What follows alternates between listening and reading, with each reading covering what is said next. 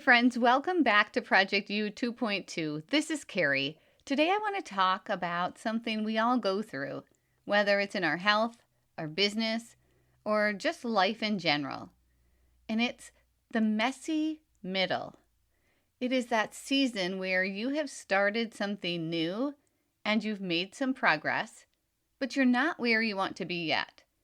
You reach those days and those moments where it's uncomfortable, uncertain, and honestly, it's where most people give up and quit.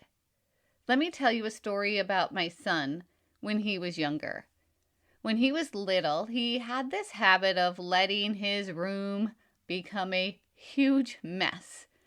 He would let all of the little things pile up in his room. Clothes, socks, toys, books, papers, until suddenly his room was an absolute disaster. When I would tell him to clean it finally, he would start shoving things into drawers, closets, and if you're a mom, you know, under the bed. Out of sight, out of mind, right? So eventually it would reach a point when even he couldn't stand it anymore. And I don't know if it was because he ran out of space to shove things or if he really just got tired of it. But he would decide to do a full clean. So instead of just tackling one thing, he would pull everything out from underneath his bed. He would go so far as to take all of his drawers and dump them out into the big pile and empty his closet. And then his room would be messier than it was before. Everything with this huge pile in the middle of his floor.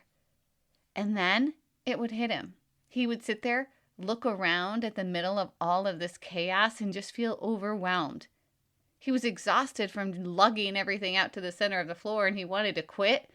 And when I would walk in and see the look on his face, honestly, it looked like he just wanted to cry. So I would come in and take a deep breath and say, "Okay, buddy." And I knew the only way to get through this mess was to take care of one thing at a time. One shirt, one toy, one drawer. Was it messy? Absolutely. Was it hard? Yes. Did it take time? So much time. But it was the only way to truly get it clean, piece by piece. And I think that's exactly what happens when we are in the middle of a big life change. Like trying to lose weight, start a business, reinvent ourselves after a big transition. At first, we are dialed in. We are motivated, we're doing the work, the daily habits, the grind, but then we hit that messy middle. The part where we have made some progress, but not as much as we hoped. It doesn't feel like the amount of work and the time we've taken and invested matches our result. It's the part where it feels like we are doing everything right, but the results aren't showing up fast enough. And this is where frustration kicks in. You know what? It's normal. It is okay to get frustrated. It is okay to feel overwhelmed. Or even sit in your car and have a little meltdown or shed a few tears. Can you tell I'm speaking from experience? We've all had those moments where we're giving our all, but it feels like nothing is working. All of a sudden it just hits you. And you just want to scream or give up. When I was on my weight loss journey, there were moments when my habits were dialed in, the process started feeling easy, and then there were days when I would do everything right, step on the scale, and gain a pound. I wanted to throw that scale in the garbage. I would step on it. You probably know this drill. I would reset it thinking like there was a mistake, step on it again. Same number, or sometimes it would even go up 0.2 of a pound. It was maddening. And then there were the days that I would eat one little thing off plan and suddenly the scale would jump. And not in the direction I wanted it to. And so I would question why I was even trying. But what I learned was that the scale did not tell the whole story. All of those small choices, even when they felt pointless, they added up After 5 months of showing up, through plateaus, some tears, lots of frustration, I was down 50 pounds. That transformation did not come from motivation. It came from being consistent, even in that messy middle. When I was in college, I remember being overwhelmed by all of the classes I had to take. As a math major, I had to take Calc 1, Calc 2, Calc 3, discrete mathematics, non-Euclidean geometry, statistics, abstract algebra. It was a lot. There were days that I wanted to quit. My mom used to say, "Carrie, take one class at a time." She didn't minimize the hard stuff, but she reminded me to break it down. So I learned to make checklists. Every time I finished a class, I would check it off and celebrate. One class at a time, one semester at a time. That's how I made it through. And I not only finished, but I went on to get 2 master's degrees. I learned that we are never done learning, never done growing, and that progress always happens one step at a time. Even now, after retiring from 31 years of teaching, I found myself in another messy middle, building my coaching business from the ground up. I have spent months taking classes, creating a website, writing legal documents, starting a podcast, posting on social media, which, if I'm honest, is not my favorite thing to do. And there are days that I think, what am I even doing? One of my boys will look at a video that I post and say, "Mom, you're so cringe." And then suddenly I want to give up. But then I remember why I'm doing this. I remember how much I love helping people. Whether it's guiding them through weight loss, helping them create peace in their environment, or coaching them to build a life that feels meaningful, to find their joy, to find their spark again. And those are the moments that ground me. Those are the reminders that I'm right where I'm supposed to be, even in the messy middle. So here's something to think about. If your child were sitting in the middle of a messy room, totally overwhelmed, what would you say? Would you tell him to just quit? Would you tell them, "Don't worry, it'll get better eventually"? Of course not.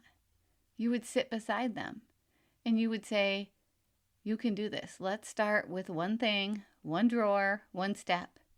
And that's exactly what we need to do for ourselves. We have to become that same encouraging voice that says, "Keep going, one thing at a time." It actually reminds me of our dog Calvin. When I give him a treat and tell him to leave it, he wants it so badly. I get it. He glances at it, but then he quickly looks away because he knows if he stares too long, he'll lose control and go for it. He's so hyper-focused, but he's learned that he has to look away to pause so he can wait for my yes. Sometimes we are like Calvin. We want the results so badly that we can't stop staring at the outcome, and we end up frustrated when we can't have it yet. But there is power in the pause. There's growth in the waiting.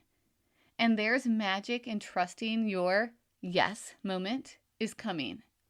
If you're sitting in your messy middle right now, whether it's your health, your job, your marriage, your business, or just your direction in life, take a deep breath.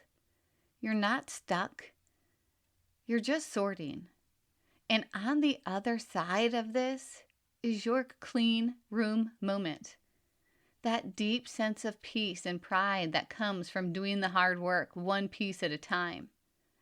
I remember when I was a younger kid and I would clean my bedroom after it had been a mess, and the feeling that next morning when you woke up and you remembered that everything was in its place, everything was clean, everything was organized, and waking up and just feeling that sense of calmness, of pride, of peace. You're not broken. You're becoming. One drawer, one meal, one step, one brave decision at a time. So keep going. And if you're in the middle of a messy situation where you feel defeated and you feel like whatever you are working on is too hard and you want to give up and it just feels so hard, take a breath. Don't you dare give up. And try not to put such a big emphasis on the end goal, because the journey is where your growth happens. And when you do get to that treat at the end, you can look back and just see how much you have learned. You can see your progress. Chart it. Chart your progress. For me, it was looking back and having my weight loss and sometimes, honestly, my weight gain journaled every week for me to look back at, to see how far you have come. And don't forget to celebrate those moments every time you have a win, even if it's a small win. We all need that little cheerleader inside of us, cheering us on. Life is hard, and when we are beating ourselves up, that's when it really gets hard and we get in our own head and we sabotage our own progress. So stop. Stop sabotaging your progress and start cheering yourself on, just like you would your child.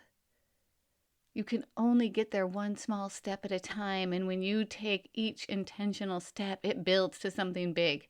So expect those messy middles. They're going to happen. They always happen. But don't give up on your dreams and on your goals. If this episode spoke to you, I want you to do one small thing today. Find your drawer, and maybe it's not literally a drawer, but find your drawer that you can organize, that you can clean, that you can nurture to help you get to your goal. What's something in your life that feels messy right now, and what's one step you can take today to start sorting it? Write it down and then do it. Take that step. And when you do, I would love for you to share it with me on Instagram or Facebook or TikTok. I would love to celebrate that progress with you. Because the messy middle isn't where you'll fail. It's where you become. And I truly believe that you are your greatest project. So keep taking steps to level up from the 1.0 version of yourself to the 2.0 version of you, and then notch it up even more to the 2.2 version of you. Have a great day.